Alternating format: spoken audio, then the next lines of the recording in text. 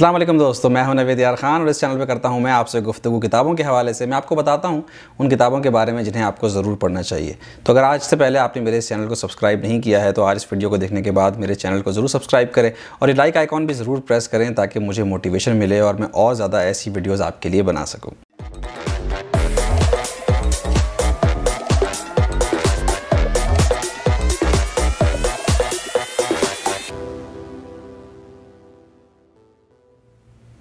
आज से पहले हमने इस चैनल के ऊपर बहुत ज़्यादा फ़िक्शन किताबों के ऊपर बात की है, तो आई थॉट कि यार सबसे ज़्यादा जो important aspect of our life है, जिस पे कि गिर्द हमारी तकरीबन 80% ज़िंदगी का वक्त गुजरता है, उसके ऊपर भी बात करनी चाहिए और वो है पैसा। तो आई थॉट कि कुछ ऐसी किताबों के बारे में बात की जाए जो हमें मनी मैनेजमेंट सिखाएं। और मनी मैनेजमेंट की जब हम बात करते हैं तो बहुत सारी किताबें हमारे पास अवेलेबल हैं, लेकिन आई थॉट कि ये किताब जिसका इंतखाब मैंने किया है, psychology of money, it's a very important book. इसलिए कि किसी भी चीज़ को समझने के लिए या किसी भी चीज़ को अपने अंदाज में उससे अपना काम करवाने के लिए बहुत ज़रूरी है कि हम उसकी साइकोलॉजी को समझें। मसलन अगर हम किसी बच्चे से कोई काम करवाना चाहते हैं तो हमें चाहिए कि हम उसकी उस साइकोलॉजी को समझें कि वो किस तरह कहने से हमारी बात मान जाता है। कुछ बच्चे डांट के समझते हैं, कुछ बच्चे प्यार से समझते हैं। तो जिस तरीके से बच्चा हमारी बात समझे, हमें उसकी साइकोलॉजी को समझ के उससे अपनी मर्ज़ी का काम जो है वो करवा लेना चाहिए। तो psychology of the money is the first book which we are going to talk about first. Morgan Housel की लिखी हुई ये किताब बहुत ही ज़बरदस्त किताब है। उसकी वजह सिर्फ ये है कि इस किताब में सिर्फ और सिर्फ हमें जो वैसे बाकी किताबें हैं मनी मैनेजमेंट के हवाले से, उनमें हमें ज़्यादातर जो है वो technical aspects of money management सीखने को मिलता है। But this particular book talks about the human psychology of spending money, of earning money. क्योंकि देखें, जैसे फॉर एग्जांपल अगर हम टेक्निकल पॉइंट ऑफ व्यू से किसी भी चीज़ को समझते हैं, जैसे कि हम केमिस्ट्री को एक्सपेरिमेंट करते हैं तो हमें पता चलता है कि जी आप जो है वो सोडियम को आप इससे मिलाएंगे तो ये बन जाएगा। वो एक ऐसा होता है कि जैसे 2 + 2 4 है। लेकिन जब नॉर्मल ज़िंदगी में हम आते हैं तो हमें पता चलता है कि ज़िंदगी हमेशा 2 + 2 4 नहीं होती। उसमें बहुत सारी ह्यूमन इंटरवेंशंस की वजह से चेंजेस आ जाती हैं। उसमें बहुत सारी तब्दीलियाँ जो हैं वो इंसानी नफ्सियात की वजह से भी पैदा हो जाती हैं। बाज़ लोगों को नफ्सियाती तौर पे ज़्यादा खर्च करने की आदत होती है, बाज़ लोगों को नफ्सियाती तौर पे कम खर्च करने की आदत होती है। तो ये चीज़ें भी बहुत ज़्यादा वाइटल रोल प्ले करती हैं when you are dealing with money. तो ये किताब हमें ह्यूमन साइकोलॉजिकल एस्पेक्ट से समझाती है कि कैसे हम अपने पैसे को बढ़ा सकते हैं या उसको जमा कर सकते हैं या फिर हमें कैसे उसको खर्च करना चाहिए। तो इसलिए मैं समझता हूँ कि किताब पढ़ना बहुत ज़रूरी है, ख़ास तौर पे अगर आप 18 to 24 या 25 ऑलमोस्ट के ईयर्स के एज के हैं तो आपको ये किताब बिलखसूस पढ़नी चाहिए ताकि आप अभी से अपनी वो साइकोलॉजी डेवलप कर सकें जो आपकी मनी मैनेजमेंट में ओवर द पीरियड आपको हेल्प करने वाली है। बहुत सारे लोग मुख्तलिफ ज़रूरत के तहत पैसों को जमा करते हैं। ये किताब हमें समझाती है कि why you want to get rich, you want to get rich और you want to get wealthy. तो ये अलग अलग कॉन्सेप्ट्स हमसे डिस्कस करती है, फिर हमें समझाती है कि कौन सी चीज़ ऐसी है जिसे हम अपनी ज़िंदगी में अगर तब्दील करें तो हमारी ज़िंदगी का जो धारा है पैसे आने की हमारी ज़िंदगी में या जाने की हमारी ज़िंदगी में, उसे हम बदल सकते हैं। तो मैं समझता हूँ कि ये किताब ख़ास तौर पे 18 से 25 साल की उम्र के लोगों को ज़रूर पढ़नी चाहिए एक दफ़ा। और आई डोंट नो, इसका उर्दू तर्जुमा तो शायद अवेलेबल नहीं है, तो आपको इंग्लिश में ही इस किताब को कुछ ना कुछ करके समझना पड़ेगा। बहुत ज़्यादा टेक्निकल चीज़ें इसमें नहीं हैं। आई होप कि आपको समझने में आसानी होगी। एक जो बहुत इंपॉर्टेंट कॉन्सेप्ट ये किताब हमें समझाती है वो ये है कि ऑप्टिमिज्म इज़ द बेस्ट बेट। अगर आप किसी भी पेसिमिस्ट इंसान से, जो थोड़ा सा मनफी सोच का हामिल इंसान है, उससे आप बात करें तो आपको बहुत लॉजिकल लगेगा। आपको लगेगा यार वाकई कितना ज़बरदस्त दिमाग रखता है ये बंदा, इसने क्या क्या पहलू ढूंढ निकाले हैं यार इस बात के। और अगर आप किसी ऑप्टिमिस्टिक इंसान से, जो मस्बत सोच का मालिक है, उससे बात करेंगे तो आपको अक्सर लगेगा यार ये काफ़ी बेवकूफ़ सा, नाइव सा आदमी है और इसकी बातें देखो बिल्कुल यार ये मतलब मैं ऐसे करूँगा तो ऐसे हो जाएगा, इतना आसान होता है क्या।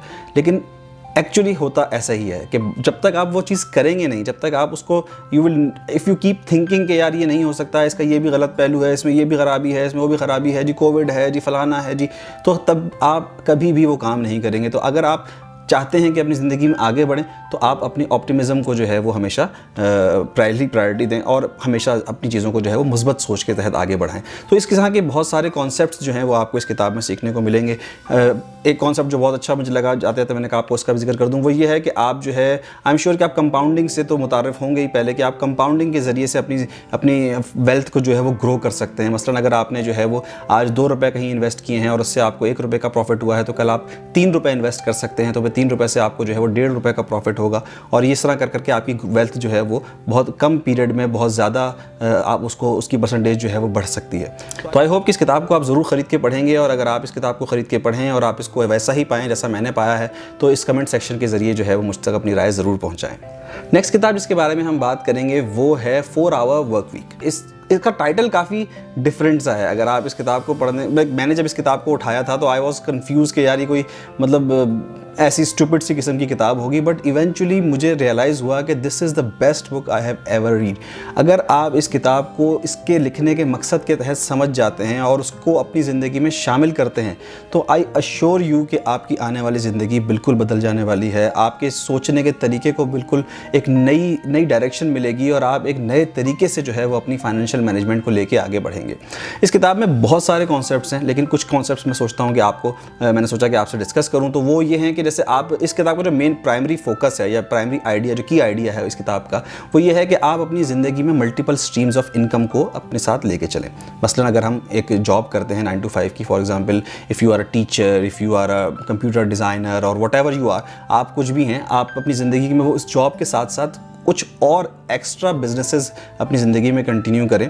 ऐसे बिजनेसेस जहाँ पे आपका होना ज़रूरी ना हो, जहाँ पे आपकी मौजूदगी के बगैर भी आप जो है वो इनकम जनरेट कर सकें। तो ये किताब बेसिकली आपको उन बिजनेसेस के ऊपर फोकस करने के लिए या आपको मजबूर करती है कि ऐसे कुछ बिजनेसेस स्टार्ट करें जहाँ आपकी मौजूदगी की ज़रूरत ना हो। बहुत सारे फ़वाइद आपको जो है वो इससे हासिल हो सकते हैं। मसलन अगर आप चाहें पूरी दुनिया में ट्रैवल करना तो आप इजीली कर सकते हैं। आप जो है वो कहीं से भी मौजूद होते हुए आपको फिर 9 to 5 की जॉब की ज़रूरत नहीं पड़ेगी जब आपके सारे ये मल्टीपल पैरेलल बिजनेसेस स्टार्ट हो जाएंगे जहां आपकी ज़रूरत नहीं होगी और वो आपके लिए पैसे जनरेट कर रहे होंगे, तो आपको वहाँ मौजूद होने की ज़रूरत नहीं है। आप any part of the world जो है वो अपना काम कंटिन्यू कर सकते हैं। फिर एक कॉन्सेप्ट जो बहुत अच्छा इस किताब में है वो ये है कि जी हम जो पैसा या वेल्थ एक्यूमुलेट करते हैं, जो हम पैसा या दौलत जमा करते हैं, उसमें से एक रीज़न ये भी होता है कि हम चाहते हैं कि रिटायरमेंट के बाद हम जो है वो एक अच्छी ज़िंदगी गुजार सकें। लेकिन क्या गारंटी है कि आप रिटायरमेंट की एज तक पहुँचेंगे? एक दूसरा ये कि क्या गारंटी है कि आप रिटायरमेंट की एज के, और अगर आप रिटायरमेंट की एज पे पहुँचते भी हैं तो क्या आप इस काबिल होंगे कि आप अपने पैसे को एंजॉय कर सकें? तो ये किताब आपको सिखाती है कि you should take mini retirements every year. 2-3 months आप ऑफ लें, आप कहीं ऐसी रिमोट लोकेशन पे चले जाएं जहाँ पे आप अपने बिजनेसेस को जो है वो रिमोटली एक्सेस कर सकें। आपके पास एक लैपटॉप हो, वहाँ से भी अगर आप 1 hour 2 hour और 4 hours अगर आप काम करें तो भी आपके लिए इनकम जो है वो आपकी जनरेट होती रहे। तो इस तरह के काम कौन से हो सकते हैं? इसके लिए बहुत सारे काम हैं। मसलन आप जो है वो यूट्यूब का एक चैनल बना सकते हैं, और मसलन आप जो है वो ऑनलाइन कोचिंग कर सकते हैं, आप जो है वो किसी को राइटिंग सर्विसेज प्रोवाइड कर सकते हैं, आप बहुत सारे इस तरह के ऑनलाइन जॉब, जैसे अमेज़ॉन पे आजकल सेलिंग का बड़ा कॉन्सेप्ट है, आप वो बिज़नेस शुरू कर सकते हैं। तो ये ऐसे बिजनेसेस हैं जहाँ पे आपका होना एट द स्पॉट मौजूद होना ज़रूरी नहीं है। आप थोड़ा सा टाइम दे के भी अपनी उतनी ही इनकम जनरेट कर सकते हैं जितनी कि आप किसी एक 9 to 5 जॉब में जनरेट कर रहे होते हैं।